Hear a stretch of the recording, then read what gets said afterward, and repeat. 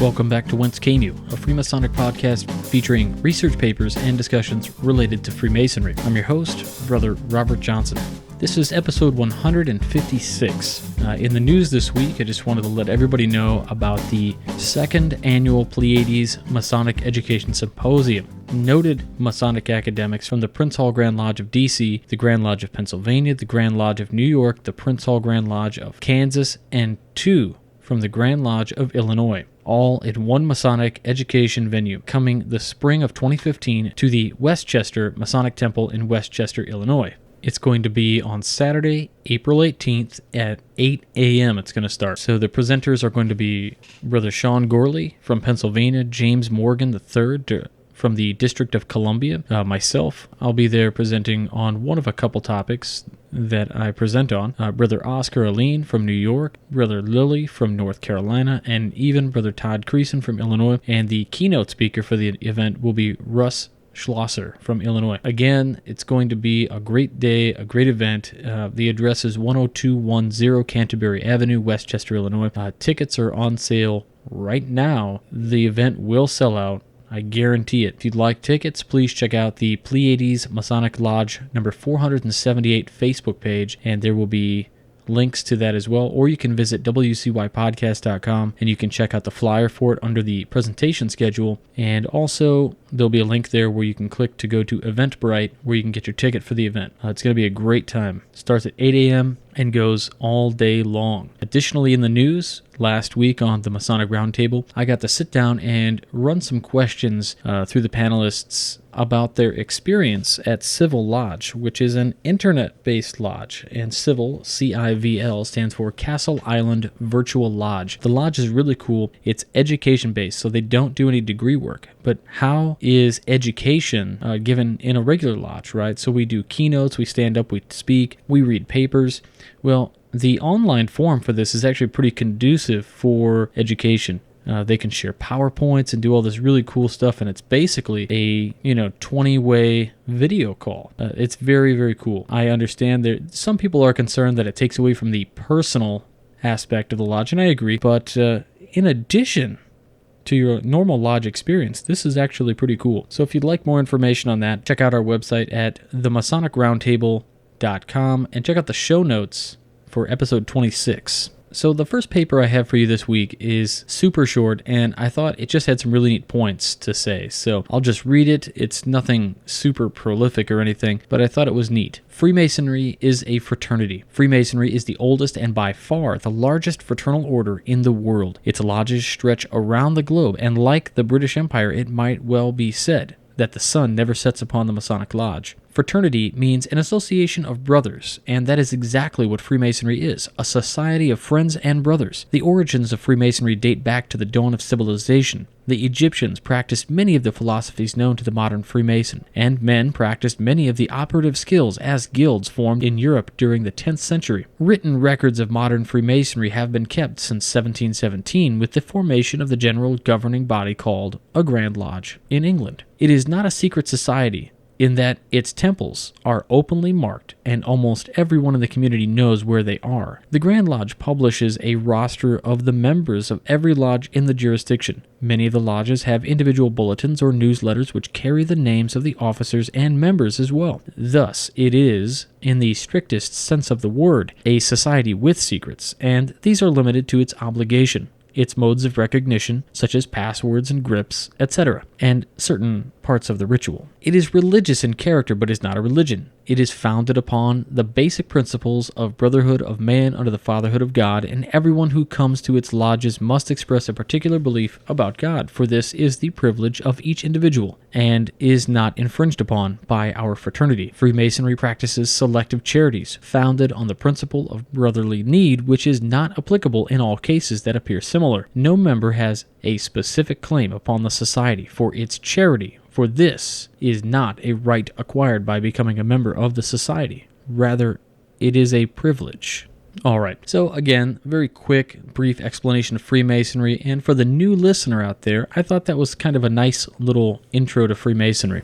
All right, so the next piece I have is called Truth, and it's a pretty neat piece, and it was from a Short Talk Bulletin, as many of our pieces are, but it's actually from volume number 10, which came out in August of 1932 and is number 8. The author is unknown, and as always, I do really enjoy quite a bit of the Masonic papers that were written in the early 1900s all the way up to the 1940s. They seemed like the papers are a little bit more profound and a little bit more enlightening.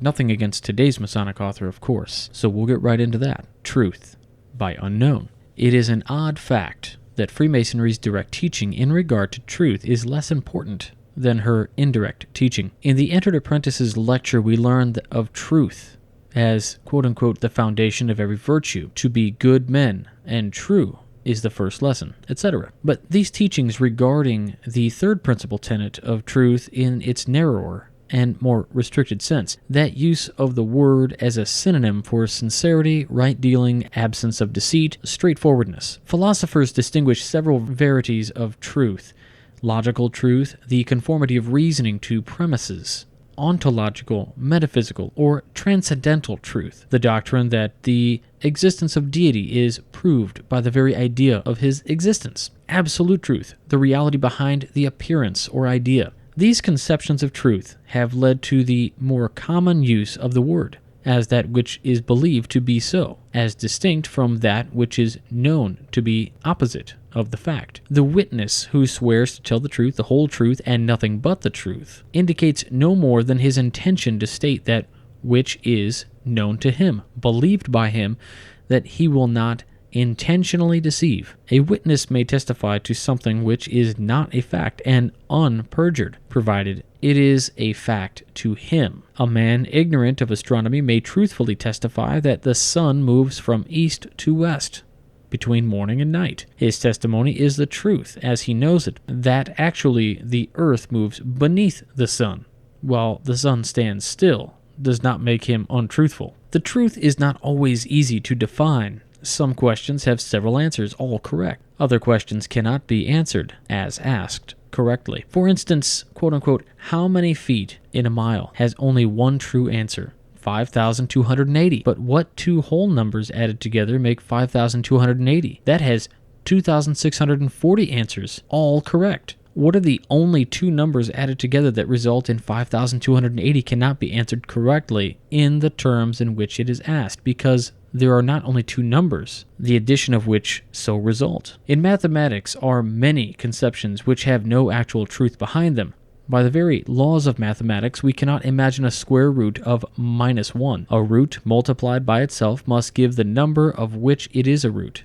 No number, plus or minus, multiplied by itself produces a minus quantity. Yet this very conception of the square root of -1 is constantly in use in mathematics, though it has no objective existence and no mathematical answer. The Entered Apprentice lecture teaches of truth as opposed to deceit, truth as a foundation of character, truth in the moral sense. In this sense, truth really is the foundation of every virtue. There is no justice without truth. There is no philanthropy without truth. There can be no self-sacrifice, no bravery, no rectitude, no virtue of any kind without a foundation in that which is sincere and honest, as opposed to that which is lying and deceitful. This aspect of truth is only a part of the third principal tenet. It is vitally important. It must be learned, pondered, and observed, but it compares with the absolute Masonic truth as compares the moon to the sun. To grasp the idea of absolute truth is not given to many. All abstract ideas require real mental labor to formulate. The thought of fundamental, unchangeable, inescapable verities behind the form, substance, and phenomena of life is not easy, yet difficulty but makes the idea the more precious when it does become a part of a Freemason's mental concepts. A manufacturer is to make a table. Before he puts his pencil to paper, he forms an idea of what a table looks like. He reduces this idea to a drawing and specification. It then becomes an idea made manifest so that others can understand it. But it is not yet a table. When the woodworker constructs the table from materials, cutting and fitting them from the plans, the idea becomes embodied. The table is now all three: idea, idea manifest, and idea embodied. To the observer, it is possessed of form and substance, is hard, varnished, throws a shadow, and can support other objects. In fact, a table. The absolute truth of the table is probably quite different. For all its seeming solidity and weight, we know that it is far more space than matter. We know that its atoms are composed of electrons whirling at inconceivable speeds about a central position, and that if we could see it as it really is, not as it appears to the human senses, it would be a collection of bounding, moving, swinging, revolving particles of electricity, the force of which, if all were suddenly let loose, would be sufficient to wreck a city. But not a single scientist can yet even imagine what an electron really is. The absolute truth of it escapes the laboratory. Freemasonry is not all concerned with proving the verity of deity. She accepts a great architect as truth. But as we have seen, truth has more than one classification. The absolute truth of deity can no more be known to man on earth than the absolute reality of the table can be realized by those who use it. Our perception of the world and life is sense-bound. From seeing, hearing, touching, tasting, and smelling, we reason, think, and believe. Many aspects of the physical things do not touch our five senses. For instance, the speed of the electron, the size of the atom, and unimaginable aspects of deity cannot enter our minds because a finite mind can never comprehend that which is infinite. Freemasonry teaches that the true word was lost. She offers a substitute. To search for that which was lost is the reason for Masonic life. While we know that the search must be as fruitless as it must be endless, we find joy and usefulness in the effort, not in the results. Important to the Freemason is not the comprehension of the idea of the absolute, but that he seeks it in his conception of the Most High. The great Freemason Lessing said, quote, "Pure truth is for God alone," phrasing in 6 words both the impossibility of mortals ever finding it and the reason we should seek it. Cicero, too, knew why we must seek when he said, quote, "Our minds possess by nature an insatiable desire to know the truth." He uttered a truism, no matter what aspect of truth is considered. Chesterfield caped them both with his famous, quote, "Every man seeks for truth.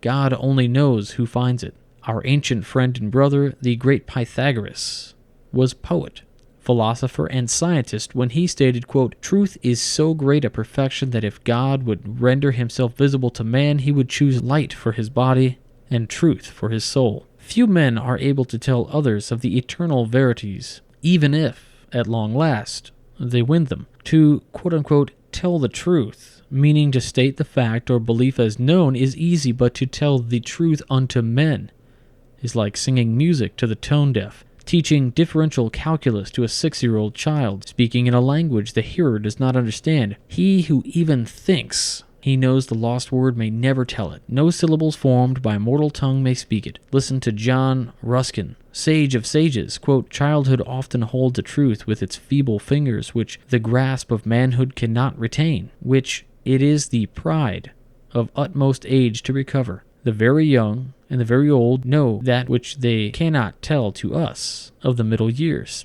As Freemasons, we know a truth we cannot tell even to the initiate, who must find it for himself in the midst of our symbols and our teachings. The great light holds 1,000 truths and one great truth. Alas, that some are so blinded to the latter that, finding an apparent failure of conformity between page and page, they see not the truth behind. Such men cannot see the water for the waves, or find the forest because there are too many trees. A collection of books, the Bible, has been translated and retranslated. Our Bible has come down to us through the hands of thousands of willing, devout workers, each with the faults and frailties of mankind. Some copied well, some copied ill. Some historians were accurate.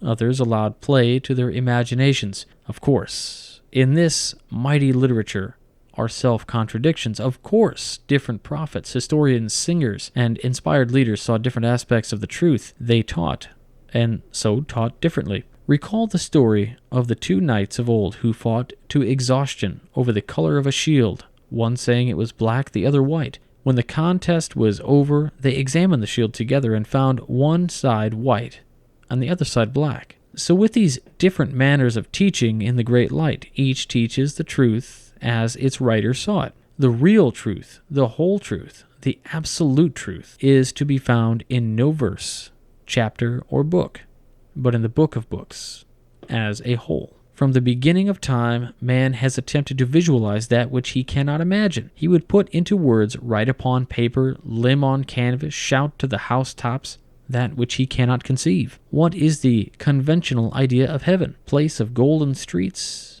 flowing with milk and honey. Why? Because gold is precious and beautiful, and milk and honey are good and hard for the lowly and poor to get. Injustice oppressed man for centuries. Justice became a hope. A just judge, no matter how severe, was far better than an unjust judge. Hence we have an early conception of God as a strict, stern, implacable judge. Later on, much later, came the idea of a merciful judge, a loving, kindly, compassionate father. As a man has grown and learned, so has his conception of truth, of the great architect of the universe, grown more beautiful. Will any contend that man is perfect? Nay. Man humble or exalted, man learned or ignorant, man wise or foolish, cannot conceive the unthinkable majesty and beauty, the stupendous power and glory, the unforeseeable marvel, which must be the absolute truth of the great architect. The dearest hope of all mankind, since the first man cried the birth cry, was agonized down the centuries by Job. Quote, "If a man die, shall he live again?" And the centuries have given 100 answers. Immortality in men's minds is as different as the men. To some it is rest, to others opportunity to do all that life denied them. To some it is pleasure, to others it is knowledge, to yet others it is formless, ageless, boundless contemplation, the nirvana of the Buddhist.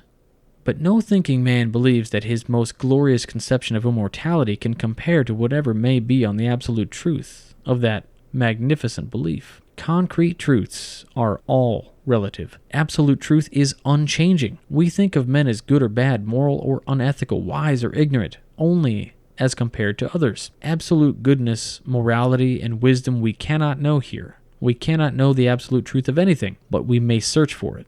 We may so order our lives to read the great light, so follow the teaching of our ancient craft, that our quest of that which was lost brings us one step nearer to the barrier which forever separates mortal eyes from immortal truth, that he who quests earnestly and seeks sincerely will at long last pass that barrier and with his own eyes see the absolute, is the magnificent truth of Freemasonry. So mote it be. All right, it's that time of the show where I ask you guys to support the show. We have many ways of doing that. If you visit www.wcypodcast.com, we have several ways. If you click on the banner at the top that says support the show. First and foremost, we do have our show apps, which are out on the Windows, Apple, and Android platforms. What the app allows you to do is listen to this show streaming. You can download your favorites, mark your favorites, but the real benefit of the app is that you have access to the papers that we read on the show via PDF. You can download them right to your phone, and then you can email them out, whatever you want to do. Copy, paste, quote them, whatever. You can even read them in your own lodge. The beauty is you buy the app for $2 and you end up with, well, up to now, 156 episodes of the show. And I would say probably 120 of those episodes have papers. You have all those papers at your fingertips. So that's a really good benefit of buying the app and supporting the show that way. In addition to that, we also come out with a wallpaper that's Masonically themed for your mobile device every single week. So there you go for the apps. Secondly, we do offer a few ways to support the show through shopping. So we have an affiliate with Onnit Labs. So that's onnit.com, ONNIT.com. What do they do? Well, they are the makers of probably the finest human optimization products on the planet. It's really cool stuff. Of course, there's no caffeine, GMOs, or anything else in any of their products. But anyway, if you go over to onnit.com, you can use the checkout code WCY at your checkout, and that will give you 10% off. Plus, they'll send a little bit of your purchase back to this show, and it offsets the cost of hosting audio files and buying all the equipment we need to keep the show running. So check that out. The second place, which I really, really enjoy, is FreemasonryArt.com. And let me tell you why I enjoy it. Of course, it is run by Brother Whence, who is my friend. And he's also a panelist and brother on the Masonic Roundtable show. But that is not why I put this up here for you guys to go shopping there. Essentially, he makes really good stuff. and you can't sell something that isn't good. So he has really nice aprons, and these are handmade leather or lambskin aprons. They are phenomenal quality, and he will even personalize them with artwork on them. And a lot of places offer artwork on your traveling apron, but what they're doing is they're making the artwork, then they're digitally printing that on an apron. With Brother Whence at freemasonryart.com, you actually get the original apron. He draws on the apron, and you get that apron. So it's a very, very cool thing. In addition to that, he offers fine art prints, which are Masonic in nature, and they are fantastic. So if you don't believe me, just go to freemasonryart.com and check it out for yourself. If you decide you want to get something, use the promo code WCY. You'll get a little bit of a percentage off, and he sends a little bit of love back this way, and you're helping the show out. Another way that you can help the show out is directly through PayPal. You choose the amount, whether it's $1 or $10 or whatever you want to give. Just rest assured that all monies that come to the show, whether it's through shopping, through PayPal, or anything else, all go back into this show. This does not go into my pocket at all. I do this as my way of giving back to Freemasonry what it gave to me. So this is just a way that I can offset the cost of hosting the audio files and buying the equipment I need to do and all that kind of thing. So the third and last way is through our bookstore. Now, there are currently 2 books available that are wonderful, and they're only a couple bucks. They're ebooks. So you can get them on your Kindle. You can use the Kindle app, whether you have that on Android or at Apple, or on your Apple iPhone or your iPad. And those 2 books are Tales from the Craft by Brother Stephen L. Harrison, and he's donating $1 from each book sale back to the show. And another book is called A Christian Perspective on Masonic Symbols, the Square and Compasses by Brother Tech. Brother Tech is a pen name that he is using, but it is a fantastic book, especially for the Christian Mason. I highly recommend it. Again, it is an ebook. It's only a couple bucks, and he is also donating $1 from each book to the show. So in advance, I just want to say thank you for all the support, guys.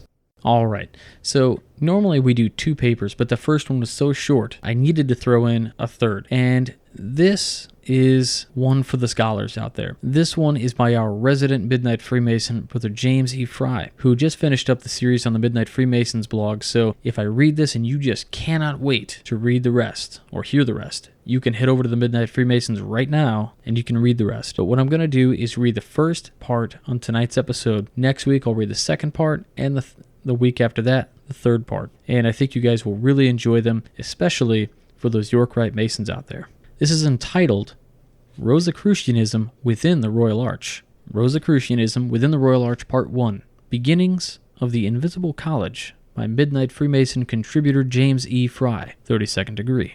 My brethren, the philosophy and mythos of the Royal Arch is often considered the climax and heart of ancient craft masonry. The Royal Arch is interesting because it is the first of the high degrees to complete the Hieronymic legend upon the discovery of the lost word. The Royal Arch arose across Europe under mysterious circumstances, and the very nature of its teachings caused the division from the moderns and the ancients. Where the Master Mason degree invokes death, the Royal Arch invokes resurrection. Its tenets are of a sacred and esoteric quality, inspired by the teachings of the shadowy Rosicrucians, while its symbolism and depth bring the whole of the ancient craft teachings into the apex of understanding. Throughout this presentation, I will address the connection of Rosicrucian influence upon the symbolism of the Royal Arch degree, and how its inner esoteric teachings promotes the idea of individual spiritual attainment. To understand how esoteric thought entered into Masonry, we have to revisit the period of the Renaissance. During the end of the medieval period, dozens of ancient manuscripts began coming in from Persia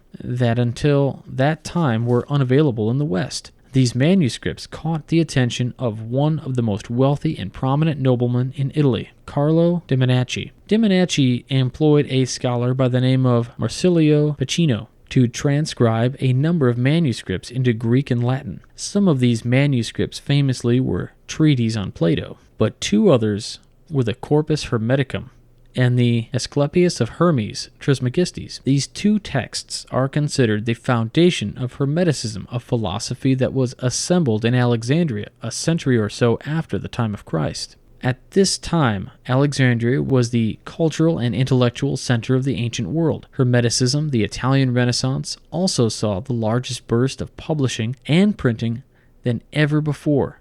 these texts became readily available all throughout Europe and made their way into academic circles in Germany. Even into the 1500s, alchemy, hermetics, and Kabbalah were practiced and heavily researched by Germans, creating a strain of thought that man has direct communication with God instead of through the church. But the developing Protestant movement would become very cold toward esoteric ideas, and it didn't approve of the mysticism and ceremony found within the Roman Catholic Church. The Reformers would consider Hermes and his teachings as pagan, and the ancient wisdom of the Kabbalah to be unacceptable. With these new ideals taking popular form in Germany, the mystic circles went underground in order to continue to practice Christianized Hermeticism, alchemy, and Kabbalah in peace. What developed was a Northern European mystical system that sought to replace Hermes Trismegistus and keep a Christianized archetype of that symbol. What would develop is known as Rosicrucianism. It was presented as Greco-Egyptian style religion that fascinated the Italian Renaissance. There was a rebirth in the interest of ancient philosophy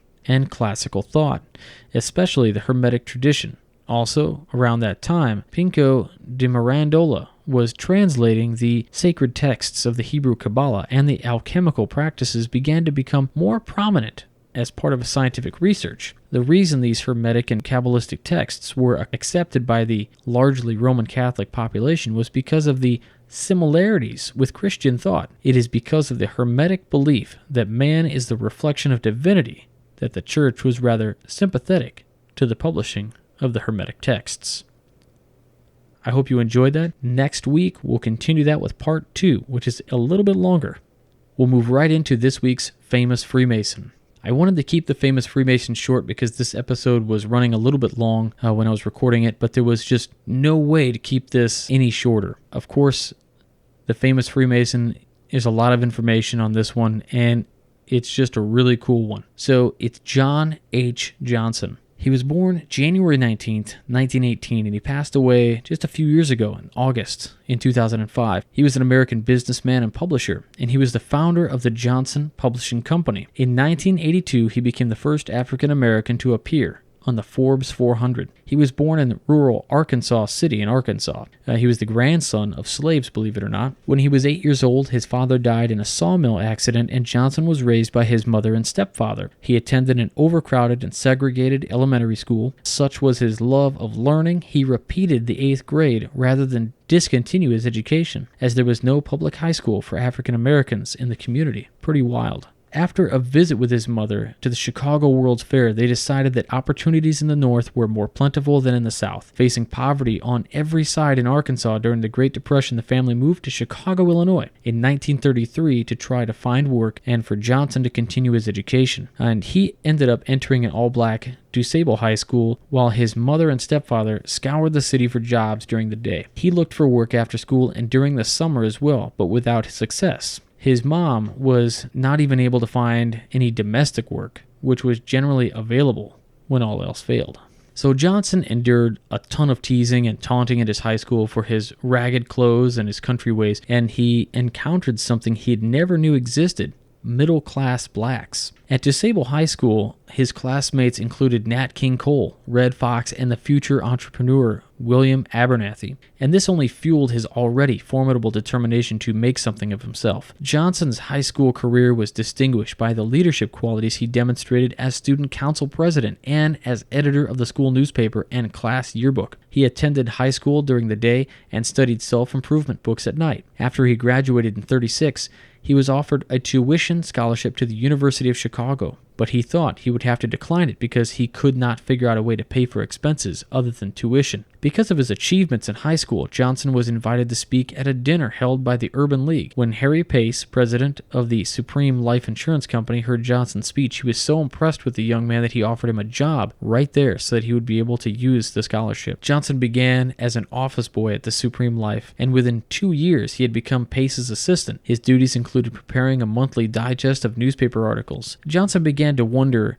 if other people in the community might not enjoy the same type of service. He conceived of a publication patterned after Reader's Digest. His work at the Supreme Life also gave him the opportunity to see the day-to-day operations of a business owned by an African American and fostered his dreams of starting his own business. He started something called the Negro Digest. Once the idea of the Negro Digest occurred to him, it began to seem like a gold mine. Johnson stated in his autobiography, Succeeding Against the Odds, he remained enthusiastic even though he was discouraged on all sides from doing so. Only his mom supported his vision, allowed him to use her furniture as collateral for a loan of $500. Anyway, he used this loan to publish the first edition of the Negro Digest in 1942. Johnson had a problem with the distribution until he teamed up with a guy named Joseph Levy, a magazine distributor who was impressed with him. Levy provided valuable marketing tips and opened the doors that allowed the new digest to reach newsstands in urban centers. Within 6 months, the circulation had reached 50,000. The publication covered African American history, literature, arts, and cultural issues. After several decades of publications, its name was changed to Black World. Although Negro Digest and Black World achieved some success, and at its height had a circulation of more than 100,000, it was dwarfed by Johnson's subsequent publication, Ebony Magazine, which was so popular that its initial run of 25,000 copies sold out immediately. The articles in Ebony, which were designed to look like those in Life or Look, emphasized the achievements of successful African Americans. Photo essays about current events and articles about race relations were also included in the magazine. Initially focused on the rich and famous in the African American community, Johnson expanded the reporting to include issues such as African American militancy, crimes by African Americans against African Americans, civil rights legislation, freedom rides and marches, and other aspects of segregation and discrimination. Professional historians were recruited for the magazine's staff so that the contributions of African Americans to the history of the United States could be adequately documented. African American models were used in the magazine's advertisements, and a conscious effort was made to portray the positive aspects of the African American life and culture. Everything in the magazine was addressed to the African American consumer. Johnson maintained that Ebony's success was due to the positive image of African Americans that it offered. In 1951, Johnson launched Tan, a true confessions type of magazine. In 1951, Jet, a weekly news digest, began. Later publications included African American Stars and Ebony Jr., a children's magazine. Although all of the magazines achieved a measure of success, none was able to compete with Ebony, which in its 40th year of publication had a circulation of 2,300,000, and was the primary reason that Johnson was considered one of the 400 richest individuals in the United States. In 1996, President Bill Clinton bestowed the Presidential Medal of Freedom on Johnson. In 1997, he was inducted into the Junior Achievement of National Business Hall of Fame. On August 8, 2005, he passed away of congestive heart failure. People who remembered his career considered his decision to publish Emmett Till's open casket photograph his greatest moment. Michigan Congressman Charles Diggs recalled that given the emotion the image stimulated, it was quote-unquote, probably one of the greatest media products in the last 40 or 50 years. Brother John H. Johnson was a member of the Prince Hall Grand Lodge. However, I did have a pretty rough time trying to figure out which one he belonged to. In any case, an incredible legacy. So that's it for this week. Please find us on Facebook and follow on Twitter. You can check us out on Google Plus at wcypodcast@gmail.com. Don't forget about the Masonic Roundtable, which is out on Tuesdays at 10/9 Central. It's also on iTunes. On Mondays, Wednesdays, and Fridays, the Midnight Freemasons comes out. That is the website that publishes an article 3 times a week. Always Masonic, always really good stuff. Again, Mondays, Wednesdays, and Fridays. It's midnightfreemasons.org. Thanks again for listening to the show. Stay on the level. For Whence, I'm Robert Johnson.